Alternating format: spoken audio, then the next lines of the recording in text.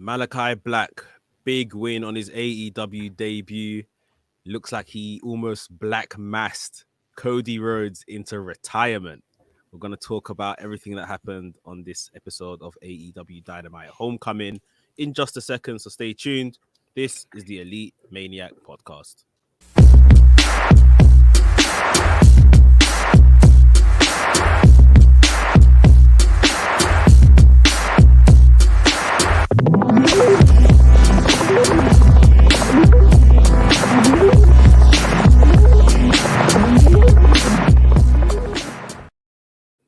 What's up, people? Welcome to the Elite Maniac podcast, where we discuss all things AEW. My name is Mex, aka WrestleManiac UK. I'm alongside my co-host Mike, aka Kings Road Wrestling, and we've got a very interesting episode of AEW Dynamite this week to speak about, particularly the main event, and again, just a continuously great building of stars that AEW are doing on their programming. Before we get into that, please remember to smash the like button. If you're watching on YouTube, subscribe to the channel as well. And for all our audio listeners, please make sure you subscribe and follow us on your podcast platform of choice. Leave us with a 5-star review. Let the people know the good work that myself and Mike are doing right here at the Elite Maniac podcast. Mike, how's it going? It's good. It's great to be back with you. We had another unexpected hiatus, unfortunately, so we're very sorry about that. I'm mostly to blame for taking. I had the bar exam last week, and you. But you're doing better now as well. So we're back, ladies and gentlemen, and we're feeling good, feeling better. Yeah. We had, like we said, the episode of Dynamite this week, and it's getting exciting because we're getting closer to Rampage, and Rampage is, next week.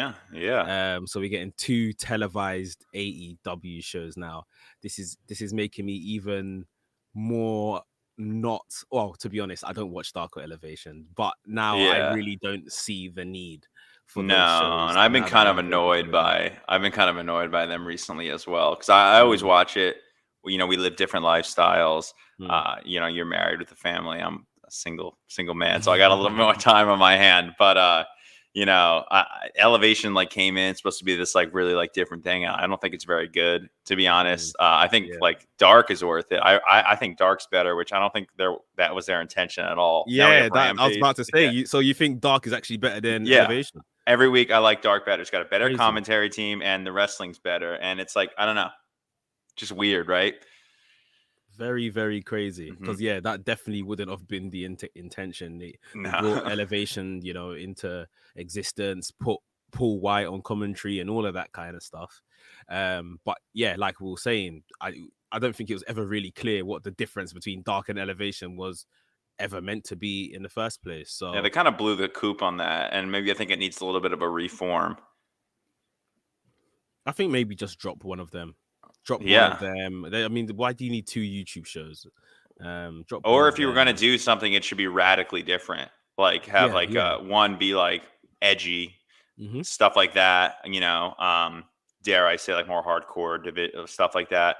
Or have another one be indie versus indie talent, and make it really competitive and non-predictable. Because the way it is right now, it's and you've said this since I met you, that you could go down the card and pick the winners, and a year, 2 years later, that's still the case for both of them. Yeah, no, that is a good point. If they make say Dark, their lower cards wrestlers are wrestling on Dark, and then maybe Elevation is lit strictly for scouting purposes. Yeah, unsigned talent, just indie unsigned talent wrestling against each other, so that's not even predictable. So look, you've solved it there already. Yeah. Guess it's not that hard after all. Victor Punk, nice and early in the chat. He's in, baby. What's up, man? Victor says, glad to see you guys back. Mex, I hope you're okay now. Michael, is there more bar exams? I hope not. So if I fail, we'll know about that. But as of now, no, we're good for a while. Good. And thanks, Victor. Yeah, I'm slowly getting better. Every day comes with its own struggle, but it's good to kind of at least be back on YouTube, back on Instagram, and doing, what I like best, talking wrestling with everybody. So that kind of helps me through every day, so to speak. Yeah, for sure. But let's get into tonight's show, man.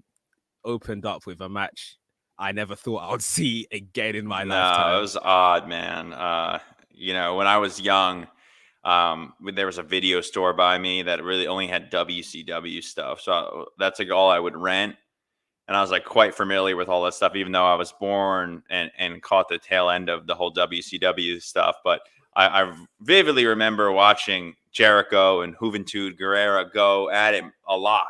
And, they had a match for the Labors of Jericho. This was the third labor, and Excalibur, I think, mentioned that in WCW they had 21 encounters. So this was, a ode to the past. And MJF brought in someone that Jericho was quite familiar with, and they were kind of booking it as this guy hates Jericho more than anybody because he has the most history with him. Having said that, this match was great for nostalgia purposes, and it was great to see Juventud, who I didn't even know was a follower of mine. And I looked him up, and I wasn't following him back, and I was like, I feel like a fucking asshole. Oh, swear, really? So I followed him back. I hope he isn't listening to this right now, but like this was kind of botchy. I mean, it's expected. The guy's got ring rust. Like I don't think he's been active for a while, and it just started off like it was cool, but he was trying Hurricane Ranas and kind of missing them, trying Tierras, missing them again. And he did like a jump on the outside and like almost missed Jericho. The two just seemed slow and not really, I don't know. They didn't have great chemistry. Having said that, the match was okay. Jericho had to hit a top rope maneuver. That was the stipulation as a finisher. And I don't know if you caught this, but this scared the bejeebus out of me. They were on the top rope, and Juventud fell off, and Jericho like caught him and got him into the walls of Jericho, Lion Tamer. But like his head went straight down, and if Jericho didn't catch him, that looked really like close. It looks very close. Yeah. They didn't get the submission from that. He got the rope break. Jericho got a Judas effect in towards the end of the match, and then he did like a 360 Judas effect off the top rope, so that satisfied the stipulation, and he got the pinfall. So what did you think of this match and Jericho moving on in the labors? So obviously, with the way the labels are set up, he was always gonna win, right? Always gonna, The match, it started off botchy, like you said. I actually thought that Chris Jericho, I can't remember what it was, that something that Juice went up top for, and Jericho just kind of stumbled towards the top rope, and I thought, has his bell been rang? Has he got a concussion or something? Like, what's going on here? But as the match went on, they got themselves together, and I thought it was pretty good. They worked the stipulation pretty well. I thought the Judas effect off the top rope was absolutely brilliant. I think when they make that AEW console game, they need to put in that Judas effect off the top rope. Yeah, that was sick. That was amazing. that was so good. I don't know what I thought that he was gonna win with. Like I thought maybe something, like a splash or like a 5-star frog splash or something. Nah. He done a Judas effect. He turned midair, and the whole Chris Jericho at his age. So yeah, that was pretty impressive. I enjoyed that. And For sure. like I say, I hope he keeps that around in his arsenal because it looked pretty good. But one thing I would say, with how these, we went from Sean Spears using the chair stipulation, we went to Nick Gage, and we went to Hoovy. Wardlow's a bit of a... This is so underwhelming. Yeah. This last, for those that don't know, Wardlow came out and MJF was like, this is your last stipulation. It's a labor against Wardlow. I thought, like, I don't know, I was being overly optimistic, but the New Japan guys are here in the U.S. for the show next week. Yeah. And a lot of them have history with Jericho, especially Tanahashi. I thought maybe it would have been him. I don't know. I know Lance Storm hasn't been in the ring for a while, but that's another person that has a lot of history with him. I thought it would be someone in his past or something cooler, and it was just Wardlow. I'm like, I don't want to see that. I don't think anybody wants to see it. Like, no disrespect to Wardlow, but that's not a good pick, and I was very let down. And I don't know, this, like, the order of it as well. I would have went with Gage at the end, and I just think that after this match, with Juventud. I think I hope people realize how good of a match that Nick Gage and Jericho had. There's a kind of a misconception that Gage couldn't wrestle, but out of the 3 that we've had so far, I think that was the most solid one. Definitely the most. It did like 1.7 million. It was sick, dude. It seems that people are more just upset with a death match being on TV rather than what those two actually did in that match. That's my perception of it anyway. What's your take? That was shocking. I mean, I never thought that would happen ever. That death match, it was, for me, that was world class. Yeah, it was sick, dude. I don't need to see that. I don't need to see that every week, admittedly. Yeah. There were some parts in it that I became squeamish and I was like, oh my God, are they really doing this? But like, yeah, I thoroughly enjoyed it. But I can understand where some people, especially, you're younger than myself. I'm not the oldest of people. I'm only 30. But like, so a lot of like 30 pluses, I'll just call them 35, older than that, had a lot of negative stuff to say about. They're like the most annoying fan base ever. But I think, but that's I wouldn't even call it purist. I think they're just past it. When those guys were maybe in their 20s and stuff, they would have loved seeing guys bleed and all of that kind of stuff. True. You see that's what I mean? So yeah, it's just a maturity thing. You can love death matches now, but in the next 10, 15 years, when you're a bit older, a bit more wiser, and maybe have kids and everything, like, do you want to be watching death matches? I don't know. We'll see. Yeah, we'll see, innit? It's just one of those things. So I think the younger generation enjoyed it a lot. The older guys are the ones that are probably quite vocal about it. But it's going to be very interesting to see how Jericho gets past Wardlow.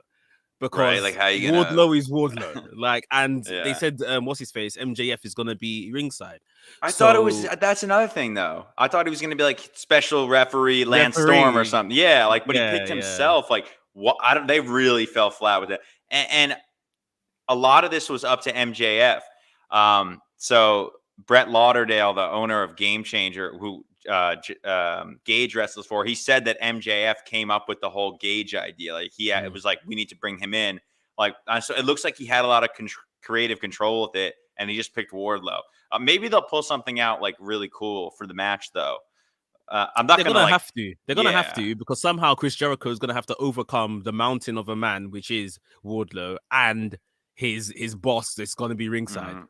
I don't know how he's going to overcome it. Victor Punk says in the chat, in regards to the finish of the Chris Jericho Juice match, I thought he was going to hit a moonsault since he used the green mist last week. Yeah. Obviously, Muto was coming because he used that. he hits some moonsaults. He does lion salts and stuff. So yeah, to be fair, that's a good shout. Victor also says, don't make Michael mad. Yesterday he got mad because of people complaining about deathmatch. No, because they were saying this isn't wrestling, and I hate that freaking statement. It's like so dumb.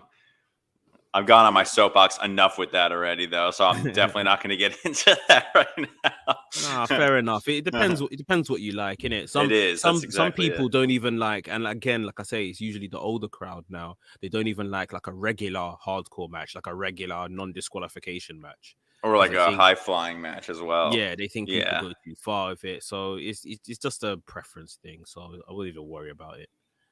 But yeah, it was a good opening to the show. Yeah. How about the Lucha Brothers? They had a promo. Pac wasn't there because this was kind of confusing because Andrade he canceled his flight or something. I don't know. Basically, Chavo and Andrade. Chavo's here, by the way, which is cool because we haven't talked about that. We haven't been on for a little bit. Chavo and Andrade are trying to recruit the Lucha Brothers and get them away from Pac. And that's going to be cool. I don't know. I think the Andrade start to life in AEW has been a bit slow. I do like this stuff they're doing, but I just feel like Aleister Black, Malakai Black has come in and just hit the ground running and like went for the top guy and like, I'm after you sort of thing. And I feel like Andrade's start has just been a lot more slow and lethargic. Yeah. It's not like Malakai at all. And maybe you want to even compare it to Miro. He's not doing goofy stuff like Miro was, but it's very kind of slowish start like Miro had. For sure. I can't lie, I do want to see the brothers Phoenix and Penta come over and join Andrade and his dude, Pac's too good. They're too good. Like, if they're not doing this trios title thing, which maybe they'll do that next week with Rampage. If they're not doing that, then these guys should be in the tag team contention, and Pac should be in the singles title contention. Yeah. I'll definitely like to see them eventually join Andrade. And just on Chavo, like we were saying, it's a big upgrade to Vicky Guerrero.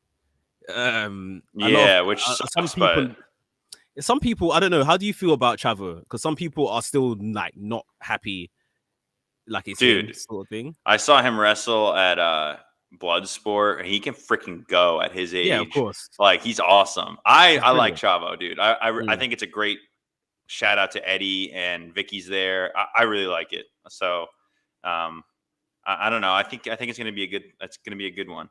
Yeah, I'm happy with it. I'm happy they removed Andrade from Vicky, because that would have been annoying. But like, still kind of connected to him, to the Guerrero family. Exactly. It makes sense, and Chavo, I think, is a good enough selection. And remember his theme song?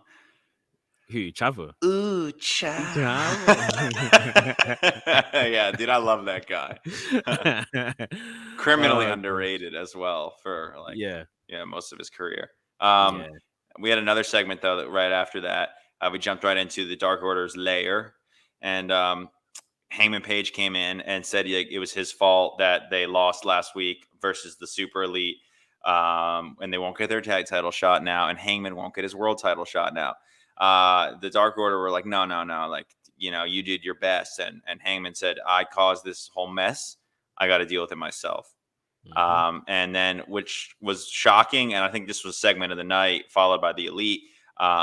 He left the Dark Order, said that I think it's time that we put some space in between ourselves, and I got to go out and fix this. And a twist in the story of Hangman Page. Yeah, man. It's like, you know what? Following what happened last week, and we haven't kind of discussed this ourselves. The entrance to the Dark Order and the whole Elite match last week. Yeah. That Dark Order entrance was absolutely fantastic. Yeah, it was so cool. It's almost like that was the climax, the pinnacle of their whole friendship, whole relationship. That, you could expect this kind of division breaking off that they did this week to happen now, because that was like Adam Page has finally accepted that, I'm one of you guys. He was like in the Dark Order last week. Yeah, so now 100%. It's like, it didn't work. We lost our match, so now I'm out. I'm gone. See you. But guys you know later. what this sets this up for? I think it'll still happen. Maybe not at all out, but I do think that both of these sectors will win belts. It sets it up for like a reunion in ring, like Kenny and Kota Ibushi had, the Golden Lovers. Like, Page gets the title, Dark Order comes out, embrace, like confetti comes down, and everyone's like, oh my. So I think it's a good storyline development. Yeah, they definitely. I mean, it's good that at least Uno and Grayson were very much. Yeah, he's got to go ahead and do what he needs to do on himself, and pushing back Reynolds and Silva and saying no. Yeah, the younger guys were like, no, like, yeah, exactly. So it was a really good step in the story. This is such good stuff. No, 100%. Yeah, this is awesome. Like, this is I like dare to say it, but like, I mean, we've been doing this podcast for a while now, and like AEW now, as opposed to like January when we started this, like, it's just like, I feel like it's just on a different level right now. There are mistakes, there are missteps by the company for sure, and there are some misses, but like, wow, like, it's just nuts. Like, they're nationally touring and really filling out these arenas, and I feel like they're becoming more mainstream, and we haven't even talked about this, but look who they're potentially bringing on. It's just like, and the roster that they have, just wow, man, it's unbelievable. Yeah, they're doing a lot of good work, man. It can't be denied. They have went from, like I say, even calling themselves the alternative to now calling themselves competition. So Yeah, they need to be acknowledged for the good work they're doing. Daniel has said here in the chat, Hangman gets me emotional weekly. Yeah.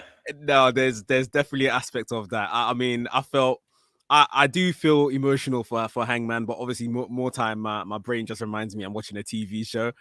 But last week when I watched that Dark Order entrance is when I thought, nah, man, like this is pulling on my heartstrings. Yeah, dude. But then you had that Super Elite come out in there and the Toon Squad, and that was so sick, dude. Like, I'm so happy Gallows and Anderson got those belts back. Because it just it completes the look now. They're just draped in gold, and they like cut the net last night. So we'll get into that promo too, because that was awesome. Brilliant. NK just says here quickly in the chat, I know we're not there yet, but we are gonna but we smoking that Cody pack tonight. Glad to see you guys back. Yeah, man, it's good to be back. We're definitely gonna speak on that whole Cody match right in the main event. His drunken promo at the end, yeah. Well, yeah, we'll hold on to that and see what you thought about it in a second. All right, how about, okay, so I just called this, like, I just made a post about this. It just looks like these guys are out having fun. Team fun of Eddie Kingston, Darby, and Moxley just going out there and just tearing it up and loving it, versus Daniel Garcia, who's a great indie wrestler here in the U.S. Really enjoy a lot of his stuff, and a lot of it's on YouTube for Beyond Wrestling. If you ever want to check that out, I always watch it while I'm in the gym, and he's great. Versus 2.0, who... this was Everlast in NXT. Everrise. Everrise in NXT. Yeah, they got released about 30 days ago or so. They weren't ever really used too much on NXT. Were like what do they call it? Enhancement talent.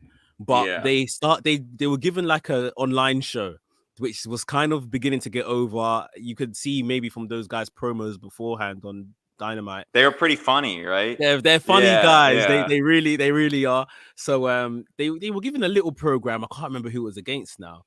Just literally like a couple months ago before they were released. But yeah, happy to see they got a nice opportunity in Dynamite. Yeah, for sure. I'm definitely. I like this match too. This was just like a fun. Like, this is good. Like, it was really good. The three, Darby, Eddie, and Mox, kind of like the outcasts of AEW, but like everybody loves them. And Mox was looking fucking beefy.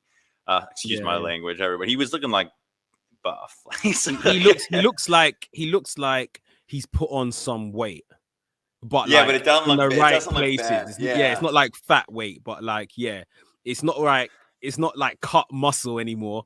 But he's just beefy, like you said, yeah. It looks like he's getting ready to fight Josh Barnett again, and after his Bloodsport loss, it's something like that. But he's looking good, and Eddie's just a king, and Darby is, we both hated on Darby for a while, but I feel like he's definitely turned it around, and he's such a star, man. And I wouldn't say we were hating on Darby. We were picking on him a little. We were hating. We were hating on the TNT booking. Okay, that's fine. When he was basically holding the belt ransom when the whole Sting stuff was happening.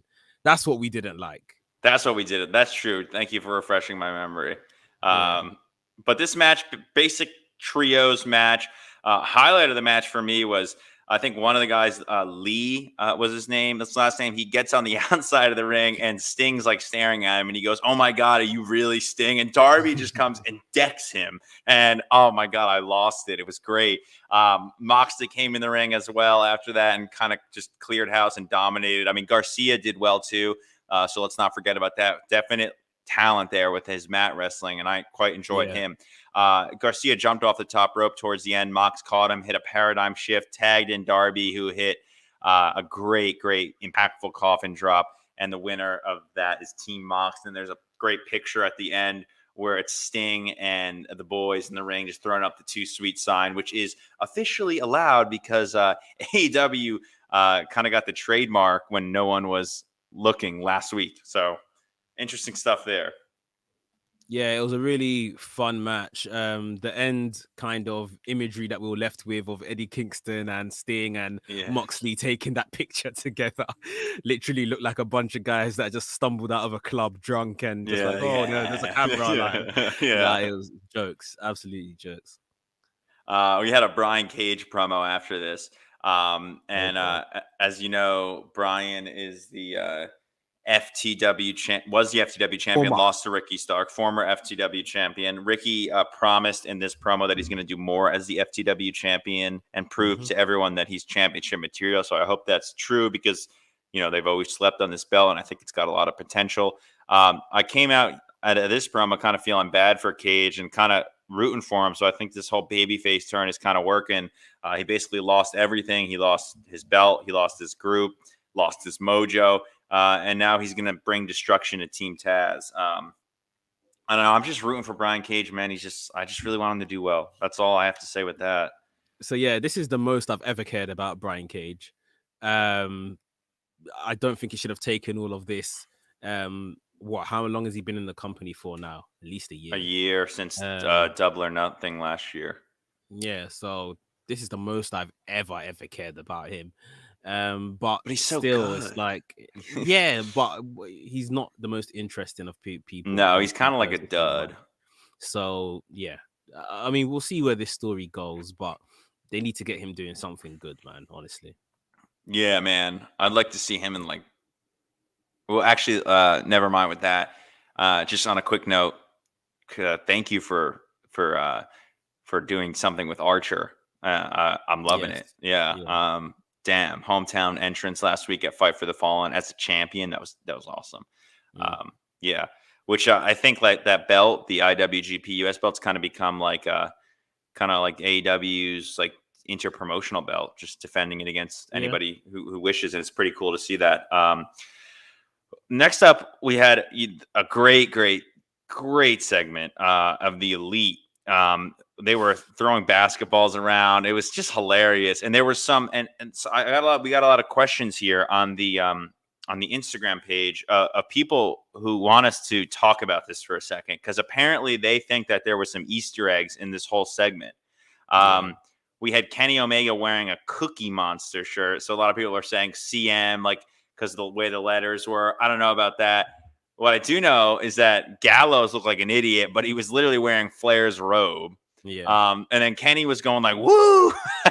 I don't know about the whole thing about Ric Flair coming, but I don't know. What do you think about this whole thing? They cut down the championship net. They were like, there's nobody left. We are like kings of this. Like, how can you deny them? Yeah. I mean, their whole dialogue and everything they were doing was brilliant. As for the Easter egg stuff, like, I don't really care for, like, the Cookie Monster CM thing. I don't know. Like, I'm sure I've heard Punk or other people around him say like the CM stood for Chick Magnet. Magnet Punk. Yeah, that's how it started. CM Punk. So Cookie Monster, I don't know where it comes from, unless it's literally just CM. But I don't, like I said, I don't care for the Easter eggs. You don't care? I love that stuff, man. No, I do love it. Like, when I think it's, sometimes you can do it in a better way, if you see what I mean. Sometimes it's very kind of tacky and in your face and stuff like that. And because these guys are over elaborate in their characters right now, yeah, I don't know. I just didn't really care for it here. Like, we know that CM Punk is coming to AEW. Yeah, that's all, but like 99.9% confirmed. Yeah, the first dance in Chicago United Center has sold out, people. Yeah, we don't. That's why I mean, I don't necessarily need the Easter egg. That is wild, dude. Like, I'm sorry to interrupt you. What are you like? The United Center is, for those international listeners, that's, I think, the second biggest indoor stadium in America. I don't know if they portioned off every single seat, but like, that's like in a market that they haven't been in yet. Jeez, man. So they said that's what, like 20-something thousand, about 24,000 seats. Yeah, it's impressive. It's a very impressive, man. But yeah, Ric Flair, Gallows dressing as Ric Flair. It's like, I don't care if Ric Flair turns up in AEW. Like, I don't care either, because he's already been in Impact. We already know, like, he probably would do it. And yeah, like that's what I mean. It just didn't do anything for me, because I don't care for Ric Flair turning up, and CM Punk, we know he's turning up. So if the Easter eggs are more like surprises for stuff we didn't know, then cool. You see what I mean? But Yeah, it just didn't do anything for me. I'm not knocking anyone that found it fun. It's just personally, it's just like nothing was done. Well, that's definitely a fair assessment, but you can't deny how good they looked, first of all. And second of all, I mean, like, let's shout out the Good Brothers for a second, especially in this promo. They're with the Impact Tag Team Championships, and they actually, I guess, gave a consolation prize to the Dark Order, and they're letting Silver and Reynolds, right, challenge Grayson and Uno. Grayson and Uno challenge for the Impact Tag titles on Dynamite next week. It's the first time Impact titles are defended on AEW. And these guys are also in line for a contendership spot for the IWGP tag team titles too. So, man, they're doing a lot of stuff. Yeah. Captain Mongoose says here in the chat that I'd heard it was Chicago made, the CM.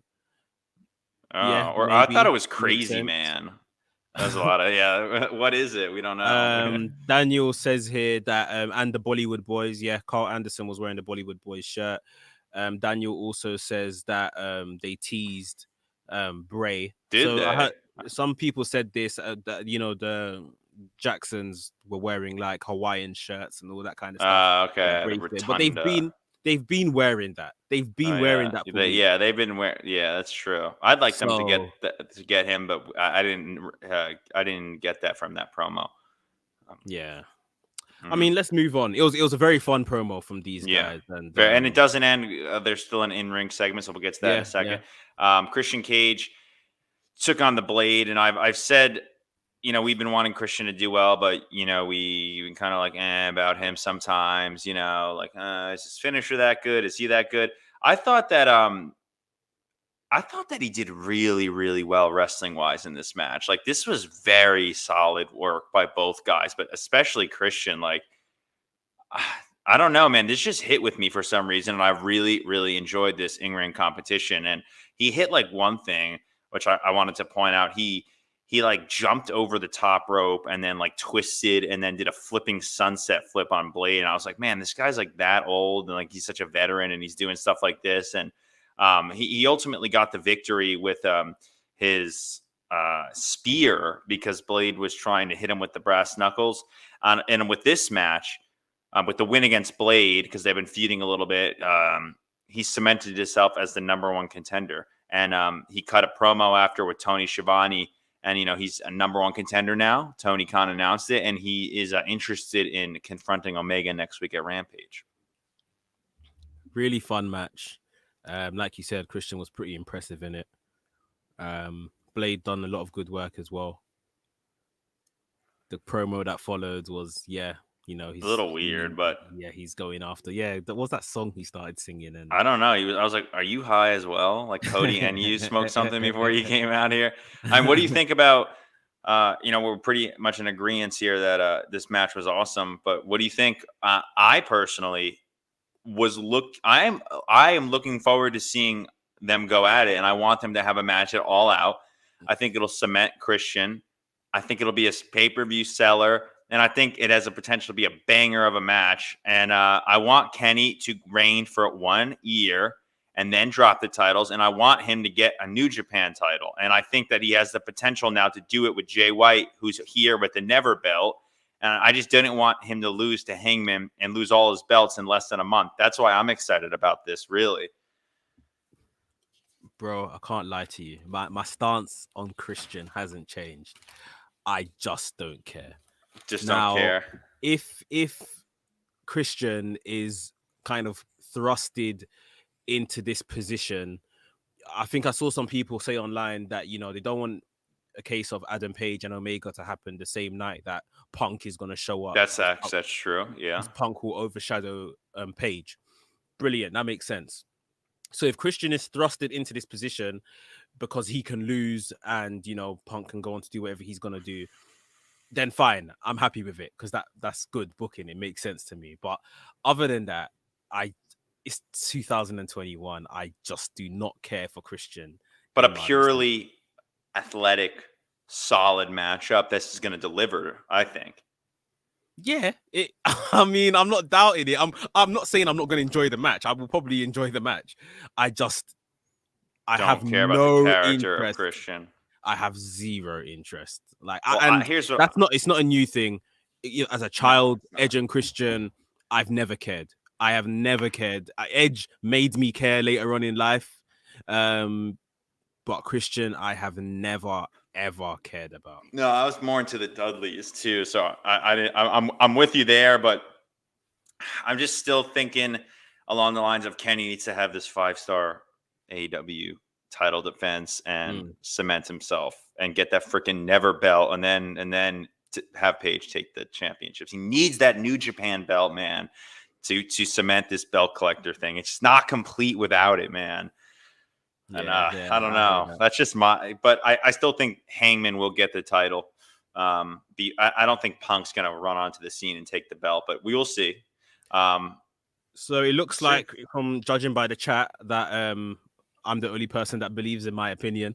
No. I saw on Twitter a lot of people with the exact same thoughts as you. Oh, fair enough. Yeah. NK says, I think Christian versus Omega should happen at Rampage. Good point. Priv TV. What's up, Peyton? He says, I'd rather see Omega versus Christian now. Hangman can't challenge Omega and lose, and it's too early to have him win.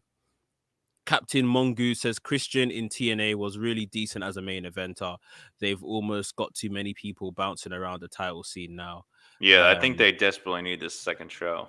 Yeah, but give me Page Omega with Page taking the belt. Yeah. Underground, I see you dropping comments. I'm just going to answer the ones that are to do with what we're talking about right now. I'll come back to yours. But yeah, I guess Christian versus Omega is the play, right now. And like I said, if it makes sense to buy Page time and stuff, then fair enough. But I just can't bring myself to care about Christian. Yep. We'll run through the 3 promos that happened after this, and then we'll get to the last few matches. Britt Baker and Tony Schiavone are in the ring, confronted by Red Velvet. Red Velvet, ladies and gentlemen, will challenge Britt Baker for the belt at Rampage in Pittsburgh. And I think that this is just going to be a solid match, and I think it's what Britt needs, just a good title defense without Nyla in the picture. Adam Page had another segment. He came to speak to Tony Schiavone about leaving the Dark Order. Elite confronted him, interrupted him, got in his face. Kenny just really called him a loser. He snapped, punched Kenny, and the Elite just beat the crap out of him. Dark Order came out, the younger guys of the Dark Order, like you said before, but to help him, and Uno and Grayson stopped him. And we're like, he doesn't want our help. Brilliant booking. And then the Bucks hit him with 3 BTE triggers. Kazarian ran in, tried to help out. It didn't work. They just basically destroyed their competition. And there's just really not anybody left for any of them after this one, in my opinion. So it sounds to me like we are going to get someone from the outside taking on the Bucks for those tag team belts. Someone that's not in the company. Maybe Guerrillas of Destiny. Who knows? Yeah, or also Josh Alexander of Impact. He said that he's coming for a title outside of. He said he's beaten people in AAA, New Japan, and everybody in Impact. So now he's coming for something else. So maybe him versus Miro. Yeah, some maybe All Out's going to have some outside people coming in for these titles. Yeah, I think especially for the Elite's titles, because they're the ones making noise that there's no one left. There's no one left. So yeah, I definitely think the Young Bucks are going to be challenging or taking on someone that is not in the company right now.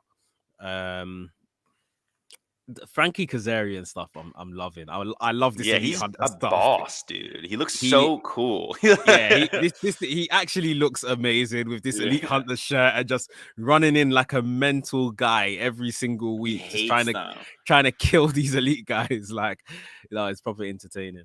He's decked out in all black. He just looks like a boss. So I agree with you there. My match of the night was this one. Lee Johnson, Big Shotty Lee, who I always call the young Okada because he just really reminds me of him and his moveset. He's good. And he's taking on Miro, the Redeemer, God's favorite champion. Lee didn't have a shot here. People wanted Lee to get squashed, but damn, did Lee show out. And I thought that he did really, really solid for his title match against Miro. But dude, Miro might be the most dominant champion in AEW. Like, even though he's on nice TNT champion, like, dude, nothing was working in this match. The chops weren't working, the kicks weren't working, the enziguris, the clotheslines. Like, he just kept getting up and like no selling basically. And I feel bad for Lee because he tried his hardest, but Miro killed him at the end, man. He stomped him right in the back and got that game over. And then I just thought this was brilliant. The ref called for the stoppage, and then he's so warped in his head and everything that he kind of like grabs Lee after and like kind of like pets his head, and it's like, oh, I'm kind of sorry I had to do that to you. But like, did you hear what he said to him? What'd he say? I forgive you. Oh man, I love this stuff. This is great stuff, dude. Yeah, Miro's brilliant right now. This whole Redeemer gimmick and stuff it's absolutely crazy. Like, it just makes me think, why didn't he come in with like an extension to this gimmick? Like, obviously now he thinks he's God, he thinks he's Christ or something himself. But if he came in as someone that is like, you know, God, forgive me for my sins, or, you know, elevate me to be this guy sort of thing, and then he won the TNT title and then almost became God. Do you see what I mean? He could have just come in like as someone that kind of goes to church, and then he actually becomes God. That would have been a cool build, but he came in a little weird, but that is history now. Yeah. He's a completely different guy. Yeah. He's like ascended. Brilliant. He's like better than everyone. He really, so entertaining, and it's going to be very, they're going to have a hard time. Kind of, I don't know who the hell would take that off of him. Yeah, seriously. They're going to have a hard time. Maybe in a multi-man match, but that isn't something they've done at all with the TNT title, have they? They haven't done any kind of multi-man matches with that. They've done like contendership multi, but no. Yeah, but not for the actual title. No. Hasn't been on the belt like interesting, man. Like that. Underground says here, he's on my side. He says, I honestly give 0 cares for Christian too. But we didn't care about Ethan Page, and now we do. Well, yeah, that's true. I'll give him that. He's brilliant, man. Peyton says, give me Young Bucks versus 2.0. Underground says Young Bucks versus FTR versus Proud and Powerful. FTR and Proud and Powerful seem like they've got their own business to sort out before they get back in the tag division. Yeah. Captain Mongoose says Miro is basically Tong Pu from Kickboxer. Yup, that intimidating guy who just kicking the wall and almost murdered Jean-Claude Van Damme. That is such a good oh man, I love that. And he was wearing Bloodsport jackets and shorts when he comes to the ring. And for my video game fans out there, his shorts that say Miro, it looks like it's in the God of War logo. In the same font. Yeah. No, that's true. That's a good point. Underground says Miro to go undefeated, and Malakai goes undefeated until Full Gear, and then you get your TNT title match. Miro being God, Black being Satan. Good idea. That's a very good idea. There's a part of me that thinks that they're preparing Malakai to go straight to the top, like Malakai beat Kenny, maybe. Yeah, like literally. I don't know when, but I think he's going to bypass the TNT title and literally go straight to the top. It seems that way. It seems that's what they've got in store for him. We'll talk about that. Yeah, we'll talk about that like in a second. A PBR commercial played during the commercial break, and Matt Cardona was on it, the broski, who I like hated months ago when he was in AEW, but like I adore that man now. He's so freaking good, and I just got to say, I think AEW messed up in passing this guy up. I would just suggest watching some of his current stuff. But having said that, the NWA title eliminator match, which I thought this was actually a pretty cool stipulation. I thought like maybe Thunder Rosa, she's gone from NWA, and Deeb lost the title or be kind of done with them. And I'm not a big fan of Power, to be honest. I'm not really a big fan of NWA, but this women's belt is a cool championship, and it's got a lot of prestige, I still think. So the winner of this would face Camille at Empower by Mickie James, the all women's pay-per-view. Yep. And it was Bunny versus Layla Hirsch. Solid match. Bunny is a psychopath, and she plays that character so well. I like watching her. And Layla, man, she's just such a good wrestler. We've always said that, though. I don't know. It was a good match, and Layla got the victory through some really great wrestling. Some German suplexes, some arm breakers, some submission locks. She even hit a moonsault. She did really well, and she got in an arm breaker at the end, wrenched it back MMA style, made Bunny give up, and then afterwards we saw Layla standing in the ring, going to Empower, and Camille, who was in the audience, came to the ring. And they eyed each other, and it was like, damn, she is so tall and intimidating looking. And Layla is shorter in stature, but Camille looks great. And this, like, I don't really want to see Empower, to be honest. I'm not really that interested in it, but I do want to see this match. Yeah, definitely. I'm very happy for Layla Hirsch. I thought Bunny's the one that's had a bit more character development the entire time on AEW, so I thought it was going to be Bunny that probably goes through on this match. But Layla Hirsch is very, she's just such a good watch. You see what I mean? So like, good. Even when she went up for that moonsault and like seemed to miss it by an absolute mile, I was laughing my head off. But I thought, nah, she can get back in this sort of thing. Like, no, she's really good at what she does, and she had best friends with her to cap that all off. That was a bit weird to me. Like, it was a bit of a weird. That was kind of weird, but and then you saw added someone too. Statlander and what's her face, Nyla Rose, just started screwing down at each other, and now they're gonna have a match next week. Yeah, man, I feel like one of them's gonna get hurt. It seems like everybody gets hurt when, like, I'm not going to go there. How about that? Yeah, but it's really good for Layla Hirsch, I think. And I'd that's a New Jersey girl. Oh, really? Yeah, Hillsborough High School. Okay, I'd like to see some character development for her. Somewhere down the line. Let's get to kind of know a bit more about her. But right now, she's just kicking ass when it comes to she just looks like an Olympian, Literally, yeah. So we'll get to the main event, then we'll get some of your questions, ladies and gentlemen. This main event was an interesting one, to say the least. It was Malakai Black versus Cody Rhodes, and Malakai comes to the ring, and he looked like, if you ever drink Jägermeister, on the bottle there's those like deer horns in the dark German forest, and that he just looked evil. He came out all black with the horns on and this awesome music and this outfit, and I was like, oh man, this guy looks so cool. And he came out to like a pretty warm reception from the crowd. Cody comes out with Dustin to a very, very mixed reception. People were in Jacksonville, which is AEW's home, were not really feeling the Codester. And what do I have to say about this match? First of all, you know that I'm not the biggest WWE fan, so I'm not that familiar with a lot of NXT matches, which I should really go back and watch a lot of them now.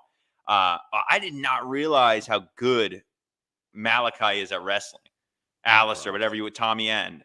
He's excellent. Bro, I felt like, I think I told you a couple of weeks ago when he debuted, I got to know Tommy End wrestling in Europe. All the stuff he did in Germany. And it was very much this kickboxing, MMA kind of stuff. And even when he went to NXT, it toned down a bit, but he was booked extremely well in NXT. Obviously not so well on the main roster, but extremely well in NXT. And when I was watching this guy last night, it literally like rolled back the years. And just like your reaction just there, I was like, this guy's a phenomenal wrestler. Dude, but at times I was telling myself, like, but I knew this. But why did I forget? Oh, yeah, WWE made me forget how good this guy was. The entrance, like you said, was crazy. Absolutely crazy. Massive props to Cody for you know, we often give Cody a lot of shit. Like, I know I do, and I'm joking because I really do like Cody. Yeah, we all do. But I think deep down, Cody's John Cena. He's basically John Cena for AEW, and I think Cody being very selfless in letting Malakai do what he had to do to get himself supremely over last night in that kind of destructive way. This was a high level squash match. Let's not mince our words. This no, was a he owned him, match. dude. He killed him. It was like Remember when Brody did this? Yeah, this is exactly the same thing. This was a high level squash match. He murdered him, man. Like, oh my god, did you see that one part where he swept the leg and then like jumped on him and got a single crab? And I was like, wait, what? I didn't even see all that. In one move. Like, in one move. Yeah. Brilliant. Yeah. And then these kicks, man. These were these were like freaking MMA kicks. They really were. He killed him, dude. He roundhoused him in the face and knocked him out clean, and then pinned him with his foot over him, like did buried. Did they call it the Black Mass? Or they no, I don't think they did, but people were saying he got Black Mass. So yeah, that was obviously the WWE name for it, but Cody sold it brilliantly. He went down like a bowling pin. He just sauntered over to Cody, took all the time in the world, placed his foot above him on his chest, pinned him, walked out the ring like it's nothing, like my job here is done, sort of thing. Give me someone new. Yeah, I mean, if I've got one bit of criticism for the whole thing, it's not necessarily criticism. The shorts, I know it's like a kickboxing thing, but I've seen him in pants, the tights, the trunks, and then tights. I've never seen him in shorts before. Just looked a bit weird on the eye. Yeah, I thought maybe they could have been a little bit longer. They were kind of like, he looked like a bike rider. But he still looked cool.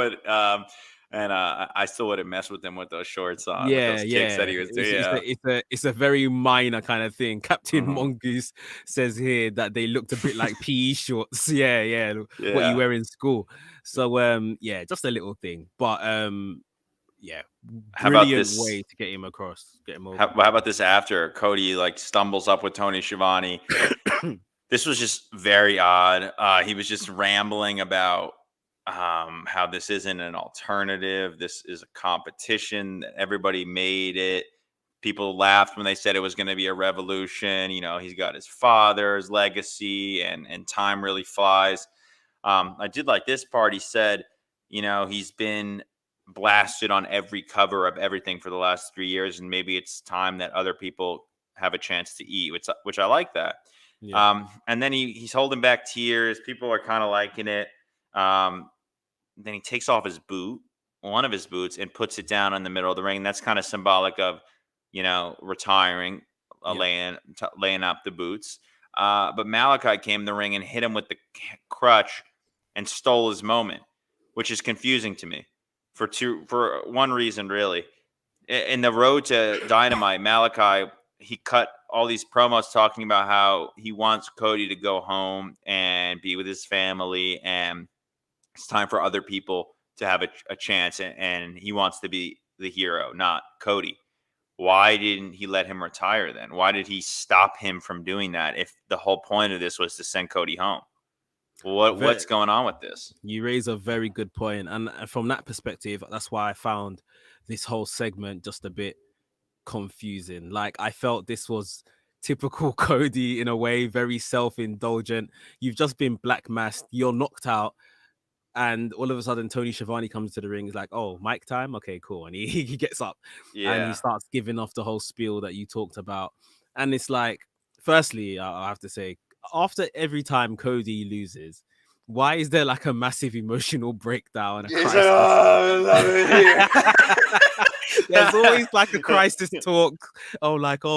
You know, can I continue like this? You know, he goes away for a long period and comes back. Someone said it was like one of your friends gets all drunk and he tells you how much he loves everything. I love you. Yeah, it was that. Yeah, it was literally that. So that's what Cody's good for, I guess. But if it's a thing where Cody was actually going to retire, and to be honest, he has mentioned about, you know, not being one of these guys that wrestle forever. And 5 more years, yeah, steps away from it. So I wouldn't be surprised if that was going to be the case. But it's just the way it was all kind of framed. Like he started on taking off his boot, saluted the crowd, like went to take off the other one. That's when Malakai came into the ring, hitting with the crutch. It's just weird. Like you say, if you wanted him to retire, then you should have just left him to do that. Like, yeah, but I also read, and I just forgot about this, that like someone did an analysis. It was like Malakai has basically destroyed Cody in every way. Like Arn came out and wanted to take up time doing something with his son. Malakai stopped him. Cody wanted to cut a promo on Malakai the next week. He stopped him. Cody wanted to have his moment in the ring in Jacksonville. Malakai stopped him. Like maybe he's like just systematically biting at everything that Cody, I don't know. Maybe that's it. And he just sends him home that way. But now it just seems like the feud could be open because he hit him again. I don't know. Yeah. I mean, I've seen some people say today that, they might go against each other at All Out. Cody gets his win back. No way. Fuck that. Sorry. Yeah, I'm not sure. Like, I necessarily want to see that. I wouldn't mind. How about he sends him out for good? How about that? Yeah, or something like that. Like, I just, yeah. I mean, at the end, the long and short of all of this is that apparently Cody's got to go film the Go Big Show again. And he's got to come back with black hair and take Brody's belt. Yeah, apparently Cody's going to be gone for the next 6 weeks. I think I read. So okay. Yeah, we'll just see. We'll just take things from there. But yeah, the match itself was just phenomenal spectacle of just violence and destruction. And yeah, it's good to sometimes see, Cody, especially because, like I'd say, we all kind of love to hate on him, just to go out like that, same way that Brody did it to him. How about some of these questions? Great show. Great analysis. Thank you for doing this. You're not feeling 100%. We appreciate it.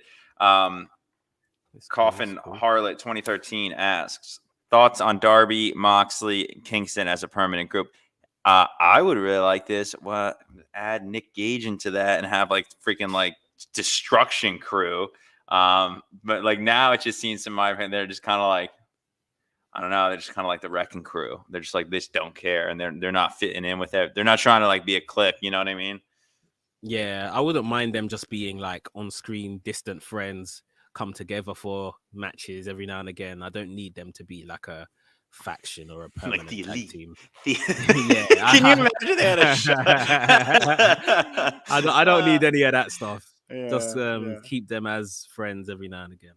Someone, Funny Man Petty says, who beats Miro? I'll go with Josh Alexander, maybe, like I said. No, I don't know. I don't think Josh will beat him, but I think Josh will face Miro. Who beats Miro? I freaking have no clue, man. Maybe Malakai if he goes that direction, or Daniel, right? I think an Andrade or a Pac. Yeah. But I'm saying that, but I'm not sure at all. I don't believe it myself right now. We'll have to wait and see. Who do you think will face Kenny at All Out? I guess I'll go with Christian. Yeah, it's kind of got to be Christian. Maybe Okada. Maybe they're like, I know Tanahashi's already gonna come face Mox, right? Or he called them out. Yeah, I don't know. To come face Mox, but I can't see Okada coming for the title. I think it's Christian. Safe option. Okay. Somebody says, why is everyone against the Elite? Because they're on the top of the everything, man. That's why they got everything. Yeah. And they're jerks. And they're jerks. And Don Callis is a major dickhead. Yeah. When you're jerks, everyone hates you. So yeah. Absolutely. A final question from Daniel SH2213. Do you think that Hangman Page is out for a while? I think maybe he goes through a little bit of a reformation period, but he's still my pick to take the belt next, I would say. Yeah. I think that's relatively It's got to be. After all the work they've done in this story, he's got to be the one to take it off Omega. So yeah, that makes perfect sense. Just picking up on some of the comments in here. Daniel said, "Nah, Jungle Boy for TNT." True. But will Jungle Boy beat Miro? I don't know. I don't think he. I mean, looking at both of them, I don't think he has the ability. No. Yeah, so that's the thing for me. Like, it's not to say Jungle Boy won't be a future TNT champion. I just don't think he's the person to beat. Remember when Darby Allin beat Brian Cage and it looked so weird? Yeah. that irritated me. I remember that irritated me. Yeah. Underground says Moxley and Callahan and Eddie Kingston, the better trio we all want. Yeah, I guess again those guys kind of all go together. DWE Dan says another fun night from AEW. They don't miss lately. Will you guys do anything on the British indie scene as now restrictions are easing to come back? I mean, well, we cover strictly AEW on this particular show, but yeah, the British indie scene is something that I'm looking to kind of cover more on. I will watch the Rev Pro show when it eventually happen. Yeah, restrictions go. Yeah, there was a show on Sunday. Sunday just gone. I had I remember that. Go. Yeah, I remember I told you I couldn't go because of just how I'm feeling. I just not feeling up to it. So yeah, that's a shame. But Captain Mongoose, I don't think Cody needs the win back. Let him come back and get his ass whooped again. Yeah, I think that's what Mike wants. Yeah.